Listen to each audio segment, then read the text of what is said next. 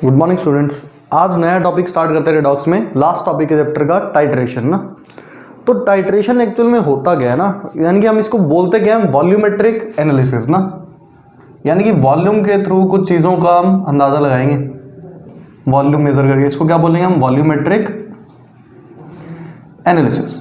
ठीक है, तो बड़ा बेसिक सा समझते हैं कि लैब में हम टाइट्रेशन करते कैसे हैं, उसी के बेसिस पे। यानी कि मेन करना क्या है, कोई oxidising agent, reducing agent add कर दिया, कोई एसिड बेस ऐड कर दिया, तो उसके ग्राम इक्विवेलेंट बराबर करते रहते हैं वॉल्यूम नॉर्मेलिटी से।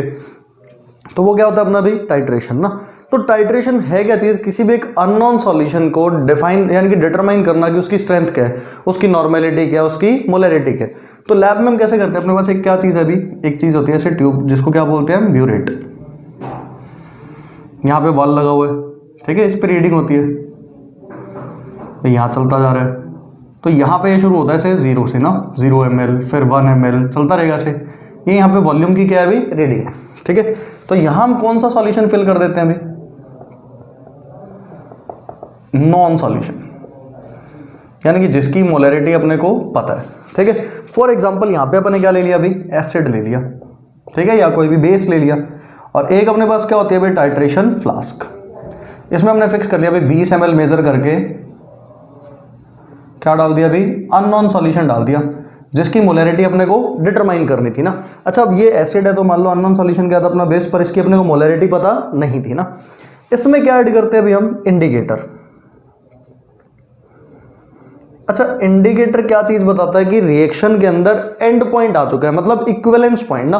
इंडिकेटर बताएगा कि सॉल्यूशन एसिडिक है या फिर बेसिक है। इंडिकेटर डाला अभी, कई कलर्स हो गया उसने, कैसा भी बेसिक में, जैसे जैसे हमने ड्रॉप बाय ड्रॉप डालते गए, जब ये एसिड न्यूट्रलाइज हो जाएगा, ठीक है, एसिड बेस एक दूसरे को न्यूट्रलाइज करेंगे, फिर जैसे ही एक ड्रॉप एसिड की आएगी तो क्या हो जाएगा अभी, सॉल्यूशन एसिडिक, तो इंडिकेटर अपना कलर चेंज कर देगा ना अभी। तो यहां पे दो चीज आती है, एक तो क्या आता है अभी, एंड पॉइंट। एंड पॉइंट होता है कि where indicator changes its colour,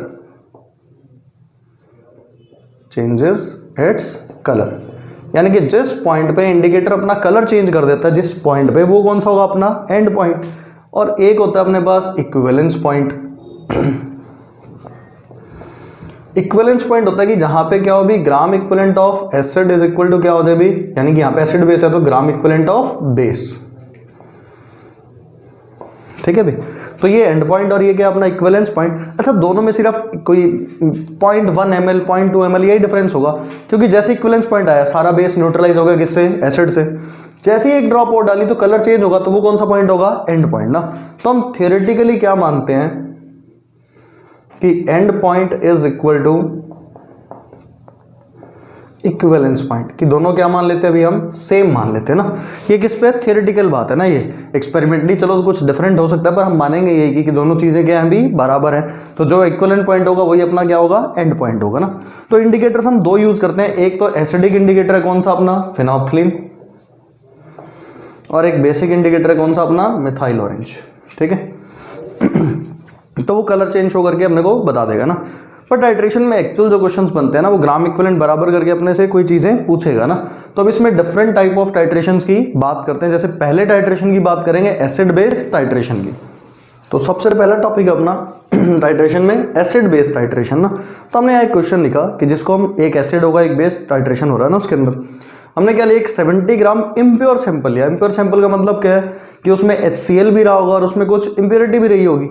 कहते उसको हमने वाटर में डिसॉल्व किया और सॉल्यूशन कितना बना लिया अभी हमने, 1000 ml ना, एक सॉल्यूशन बन गया। अभी वो इम्प्योर सैंपल ऑफ HCl का सॉल्यूशन है, उसमें से हमने 25 ml सॉल्यूशन लिया और उसको क्या करवाया अभी, न्यूट्रलाइज कराया। और किससे न्यूट्रलाइज हुआ वो, 100 ml of 0.2 molar calcium hydroxide. तो जो कैल्शियम हाइड्रोक्साइड यूज हुआ होगा वो सिर्फ HCl को न्यूट्रलाइज करने में यूज होगा, इम्प्योरिटी के साथ रिएक्ट नहीं करेगा ना। तो हमने निकालना है percentage purity of HCl sample. तो कैसे सॉल्व करें इसको तो देखना, जो ग्राम equivalent of HCl in 25 ml of sample आएगा, वो किसके बराबर होगा भी, gram equivalent of calcium hydroxide use के बराबर। यही होने वाला है, क्योंकि HCl को न्यूट्रलाइज कौन कर रहा है, कैल्शियम हाइड्रोक्साइड। तो एक काम कर लेते हैं, निकाल लेते हैं। ग्राम इक्विवेलेंट निकालने के लिए सबसे पहले क्या चाहिए अपने को, molarity multiplied by volume into में एन फैक्टर। ये मैंने सॉल्व करा। तो ध्यान से देखना, यहाँ पे अगर सॉल्व करोगे तो कितना बनेगा अभी, हटा दो इसको, नीचे कितना आ गया अभी 10, तो कितना आ गया 4 × 10⁻⁻², ठीक है। तो ये ग्राम इक्विवेलेंट HCl की किस में 25 ml सैंपल में, पर अपने पास तो सॉल्यूशन कितना था 1000 ml, तो 1000 ml में निकाल लेते हैं। तो ग्राम equivalent of HCl in 1000 ml of solution, तो 1000 ml में कितना हो जाएगा अभी 4 × 10⁻²/25 मल्टीप्लाइड बाय 1000, ठीक है। तो कैंसिल करते हैं यहाँ पे तो ये आ गया 2 और ये कितना आ गया अभी 5, तो कितना हो गया 8/5। तो ये क्या आ गया ग्राम इक्विवेलेंट ऑफ HCl 1000 ml के अंदर। अच्छा, ग्राम इक्विवेलेंट आ गया तो HCl का n फैक्टर 1 होता है, तो जितने इसके ग्राम इक्विवेलेंट उतने इसके क्या होंगे, मोल्स होंगे। तो मोल्स कितने हो गए अभी 8/5, ठीक है। तो मास कितना हो गया HCl का भी, मास ऑफ HCl इज 8/5 इंटू इसका मोलर मास 36.5 ग्राम, ठीक है। तो ये क्या आ गया अपने पास मास ऑफ HCl। तो देखना परसेंटेज प्योरिटी क्या चीज होगी अपनी भाई, 8 × 36.5 divided bye 5 multiplied by, divided by क्या होगा भाई टोटल वेट इम्प्योर सैंपल का कितना 70 मल्टीप्लाइड बाय 100। तो इसको सॉल्व कर लेंगे क्या आ जाएगा अपना परसेंटेज प्योरिटी आ जाएगी ना।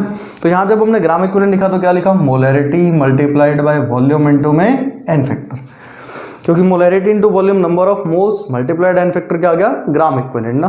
तो इस तरीके से क्या सॉल्व कर सकते हैं हम, किसी भी इम्प्योर सैंपल की क्या निकाल सकते हैं परसेंटेज प्योरिटी। नेक्स्ट अपना टॉपिक आएगा इसमें बैक टाइट्रेशन ना। अच्छा, बैक टाइट्रेशन का कॉन्सेप्ट क्या होता है, एक अपन ने कोई भी एक रिएजेंट लिया A, वो अननोन था ना, उसमें हमने B का एक्सेस ऑफ अमाउंट ऐड कर दिया। अब अगर एक्सेस ऑफ अमाउंट ऐड किया तो कुछ तो यूज हो गया होगा A को न्यूट्रलाइज करने में, और कुछ क्या होगा B बच गया होगा। अब उस B को न्यूट्रलाइज करने के लिए हमने क्या डाला, एक रिएजेंट डाला C, किसके लिए एंड पॉइंट के लिए। तो फिर वो क्या बताता है अपने को भी पूरा बैक टाइट्रेशन की कहानी, यानी कि एक चीज एक्सेस में हमने डाल दी ना। तो एग्जाम्पल से मानते हैं ना, मान लो ये A का सॉल्यूशन कैसा था अभी अननोन था, ठीक है। हमने इसमें क्या डाल दिया अभी B डाला एक्सेस में। अच्छा, ये तो पता होगा कितना अमाउंट डाला, नो नहीं होगा ये। तो यहां से क्या हुआ होगा अभी B बच गया होगा ना, B रिमेनिंग। इस रिमेनिंग के लिए हमने क्या ऐड करा अभी C, एक reagent for and point. And point है हम कि अपने को पता चलेगा अभी ये कहानी क्या होगी, भी इसकी पूरी टाइट्रेशन क्या हो गया, अभी पैक खत्म हो गया ना भाई। अब सोच के देखना क्या इसके भी ग्राम इक्विवेलेंट पता है, इसके भी पता है। तो इसके जो ग्राम इक्विवेलेंट होंगे उसको तो क्या बोल देंगे अभी total gram equivalent of B, जो ऐड करा अपने कितने मान लिए अभी X, ठीक है। यहां मान लेते हैं अभी इसके जो ग्राम इक्विवेलेंट यूज हुए, ग्राम इक्विवेलेंट ऑफ C यूज्ड, वो कितने मान लिए अभी अपने Y, ठीक है। अब एक बात सोचना कि यहां से जो X यूज हुआ कुछ यहां खत्म हो गया होगा, यही हुआ होगा अभी, और कुछ यहाँ पे चला गया होगा। तो जितने इसके ग्राम इक्विवेलेंट उतने B के रिमेनिंग, तो जितने इसके यूज हुए ये कितने हो गए भाई रिमेनिंग कितने Y। अच्छा, थे कितने अपने पास X, Y बच गए, तो खत्म कितना हो गया होगा X माइनस Y, तो वही ग्राम इक्विवेलेंट किसके रहे होंगे A के। तो यहाँ पे लिख देते हैं ग्राम इक्विवेलेंट ऑफ B रिमेनिंग। तो B के बचे कितने भी जो C के यूज हुए थे, यही रहे होंगे। टोटल इतने थे, इतने बच गए, तो खत्म कितने हुए होंगे, और खत्म किसके लिए A के लिए हुए होंगे। तो ग्राम इक्विवेलेंट ऑफ A आ गया यहां से, कितना आ गया अभी X माइनस ऑफ Y। अब इस ग्राम इक्विवेलेंट से क्या निकाल सकते हैं अभी मोल्स, फिर मोल से क्या निकाल सकते हैं मास, मास से क्या निकाल सकते हैं परसेंटेज प्योरिटी, फिर तो आगे अपने से कुछ भी निकलवा लेना। तो ये कॉन्सेप्ट होता है किसका बैक टाइट्रेशन का ना, कि इनिशियल जिस रिएजेंट को अपने को आइडेंटिफाई करना था अननोन था, उसमें कोई एक्सेस ऑफ B डाल दिया। जैसे यहाँ NH3 मान ले, एक्सेस ऑफ क्या डाल दिया HCl, तो जैसे HCl डाला यहाँ पे HCl बच गया होगा, तो उसके लिए क्या डाल दिया NaOH। तो जितने इसके ग्राम इक्विवेलेंट यूज हुए उतने इसके बचे होंगे, मतलब यहाँ पे, तो वो रिमेनिंग टोटल में से माइनस कर दो तो वो क्या आ जाएंगे ग्राम इक्विवेलेंट ऑफ A। तो उससे आगे मोल्स निकाल लो, मोल से मास, मास से क्या निकाल सकते हैं उसकी परसेंटेज प्योरिटी। तो इस पे एक क्वेश्चन करते हैं। देखो यहाँ एक क्वेश्चन लिखा क्या 20 ग्राम इम्प्योर सैंपल ऑफ HCl। तो HCl में कुछ इम्प्योरिटी रहेगी, कुछ क्या रहा होगा भाई प्योर HCl रहा होगा। उसको टाइट्रेट करवाया 300 ml of 0.1 molar calcium hydroxide से। तो कह रहा है जो रिजल्टिंग सॉल्यूशन था उसको बैक टाइट्रेशन की जरूरत पड़ी, मतलब ये क्या डाल दिया होगा हमने एक्सेस में। तो तो क्या बेस क्या हो गया एक्सेस में, तो उसके लिए बैक टाइट्रेशन के लिए क्या यूज किया अभी, H2SO4 100 ml 0.05 मोलर, और अपने को क्या मिल गया अभी, एंड पॉइंट।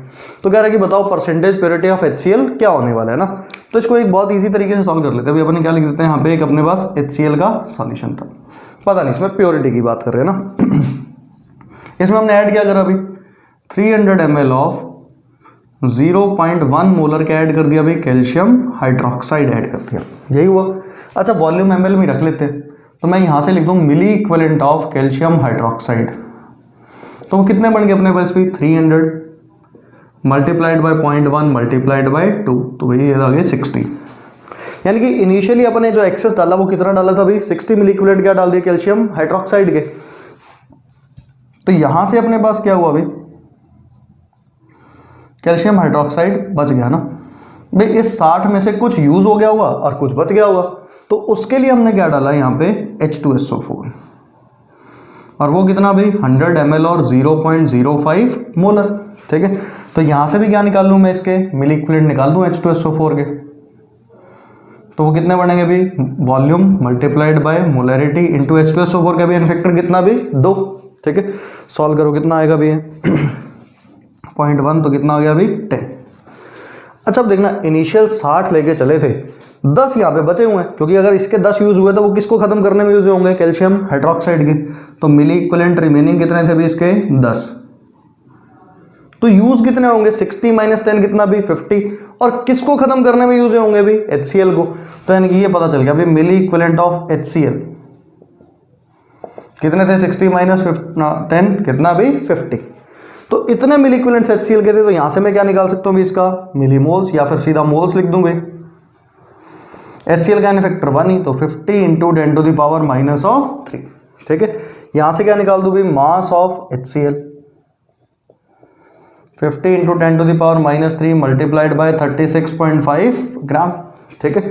तो परसेंटेज प्योरिटी क्या होता है अभी, mass of HCl divided by total mass कितना था 20 gram. 50 into 10 to the power -3 36.5 divided by 20 multiplied by 100, ठीक है। तो इसको सॉल्व कर सकते हैं, तो देखो ये कैंसिल आउट हो गया ना, तो हमारे पास बचा 5 इंटू 36.5 डिवाइडेड बाय 20, तो ये क्या आ गया अपना भी percentage purity, approximately 9 point something आएगा ना, 9.125 आएगा शायद। तो ये क्या आ जाएगी अपनी परसेंटेज प्योरिटी ना। देन कि हमने किया क्या, जो HCl था एक्सेस कैल्शियम हाइड्रोक्साइड डाला, वो बचा उसको न्यूट्रलाइज करने के लिए H2SO4। तो जितना ये क्या हुआ होगा, यूज हुआ होगा, उतने इक्विवेलेंट HCl के रहे होंगे, तो दोनों को माइनस कर लिया। तो मिली इक्विवेलेंट से मोल्स, मोल से मास, और मास से क्या निकाल दिया परसेंटेज प्योरिटी, ठीक है। तो ये कॉन्सेप्ट था अपना किसका, बैक टाइट्रेशन का।